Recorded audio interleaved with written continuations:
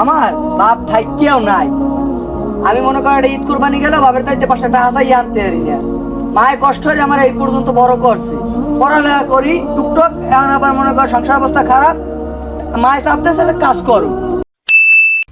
হন দোস্ত, দোস্ত দৈনিক চা খাওয়াইছো, আজ একটা বিশ্ববিদ্যালয়ের সামনে নিয়ে পোড়া মুরগি খাওয়াবি?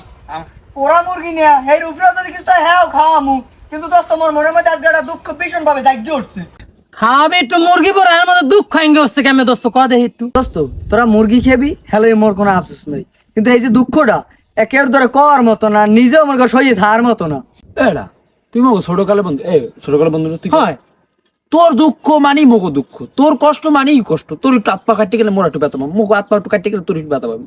এবার তোর দুঃখটা কি আমাকে একটু কদি, আমরা একটু মন খুললে একটু শুনি। আমার এই যে দুঃখটা, এটা আমি না পারি কেউ ধরে কইতে, না পারি কেউ ধরে সইতে, ভিতরটা তিলে তিলে শেষ হয়ে যাইতেছে। দোস্ত মুখলেস, ও তো সবসময় হাসি খুশি থাকে, তা মুরগি পরে আমি খামু না, আর দুঃখটা আমার শুনতে হইবে। এ দোস্ত তোর দুঃখটা একটু মোটে খুললে কদি। দোস্ত ছোটকালে তুই তো দেখ ছোটবেলা আসছে ফিরে চলছি, কোনো সময় দুঃখটা বলতে দিলে আমার বাপ থাইকেও নাই। আমি মনে করি এটা ঈদ কুরবানি গেল বাপের দায়িত্বে 5 টাকা হাসাই আনতে পারি না।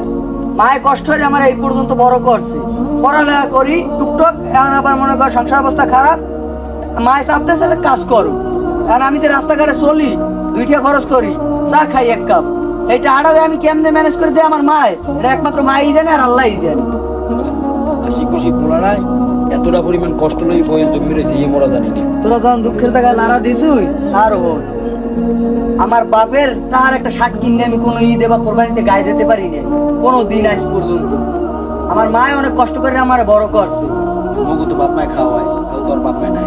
এই যে পোলাপান এত পুরনি মেরায় মুন্ডলই ঘরে আর মনে চায় আমারও। দোস্ত হন তোরা যে জিজ্ঞাসা না মরে বারবার প্রতিদিন 1 শার্ট পরে স্কুলে আউকা, তোরা তো নতুন তো পরিয়া মোর তো মনে করো মায়ের টাহা নাই যে মনে করো মোর নতুন নতুন শার্ট কিনে দেবে, আর হ্যাঁ তার মুই টাহা মুখি আর মোর দিক চাইলেই মনে করো কষ্ট দেখে মোর হয়ে যায়।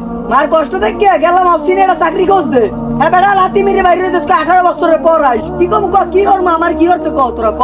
আচ্ছা দোস্ত, তোর মনের মধ্যে যে এত দুঃখ আমরা বুঝতে পারি না। বেড়া তোর কষ্টটা লাড়া দিয়ে লাইছি বেড়া।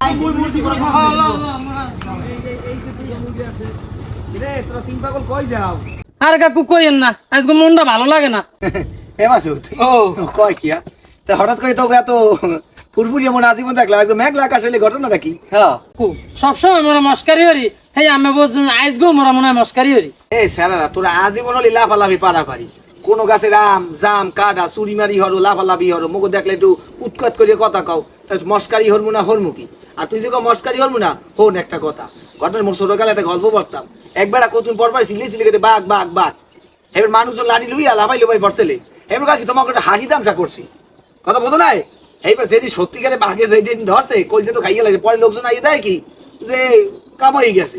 তোরা সবসময় মস্কারি বুঝবো কবে তোকে মন ভালো আর কবে মন খারাপ, তা মনটা তো খারাপ হইলে ঘটনাটা কি? তো জানেন কাকু, খাইয়েন না খাই 3 পরান একখানে থাই, কের পরানে কি আছে হ্যাঁ তো আর মুই জানতাম না। তাই আজকে কোবাইতে লাড়া দিছি একটু, আর মনের মধ্যে দুঃখ সব প্রকাশ হয়ে গেছে। এ স্যাংরা তোর আবার কি মনে দুঃখ ক, আমরা একটু শুনি কি কথা মাসু। হ্যাঁ হ্যাঁ ক কাকু আপনিও আবার এইতে লাড়া দিলেন, আপনার শোনা লাগবে। আর একটু শুনি না কি কোন চাচা ভালো বুঝলে কি কম কাকু আগে তো বাপ আছে, মোর তো থাকি না তো কইতে রে মুই তো হ্যাঁ পারিনি। ক কি এবার?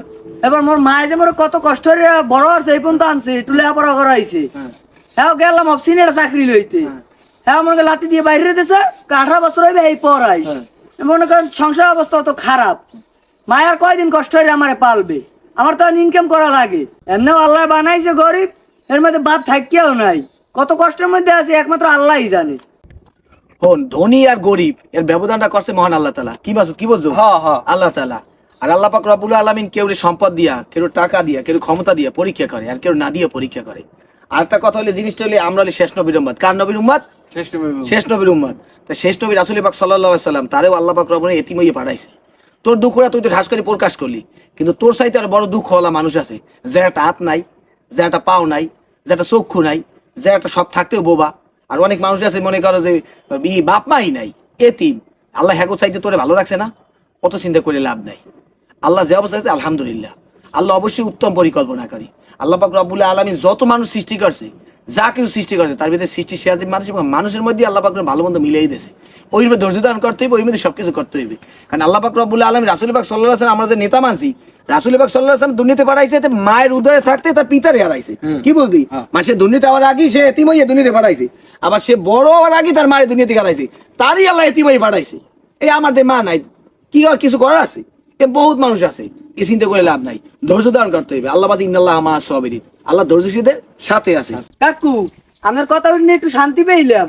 মুই তো বলছিলাম এদের নইতে মোর চাইতে দুঃখিত ব্যক্তি কেউ নাই, এতে মোর চাইতেও বড়তা আছে। যে ব্যক্তির একটা পাও নাই, যে ব্যক্তির একটা হাত নাই, এ তো মোর চাইতেও অনেক খারাপ অবস্থায় আছে। আল্লাহ দ্বারা শুকুর করি, আলহামদুলিল্লাহ ভালো আছি, আল্লাহ অনেক ভালো রাখছে। ঘটনা হচ্ছে আল্লাহ পাক রব্বুল আলামিন কোরআনে বলছে আমি অতি উত্তম পরিকল্পনাকারী। হ্যাঁ। আর বান্দার জন্য আমি যেটা নিয়ামত হিসাবে দেব, এটা যদি শুকরিয়া আদায় করে, এইটা হলো বান্দার কাম।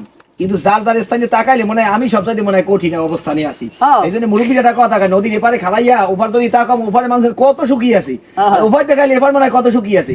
কিন্তু যার যার অবস্থা হিসেবে শুকরিয়া আদায় করে, দেখ মেসাইতে ভালো আর কেউ নাই। নাই। তুই যে এখন তোর কষ্টের বয়ানটা কথা কইলি, যার একটা হাত নাই, যারা পাওয়া নাই, একটা জিব্রা নাই, একটা কান নাই, চক্ষু নাই, যে ইনকাম করতে পারে না, যার ঘরে 5টা মাইয়া বিয়ে দিতে পারে, কত কষ্টে আছে।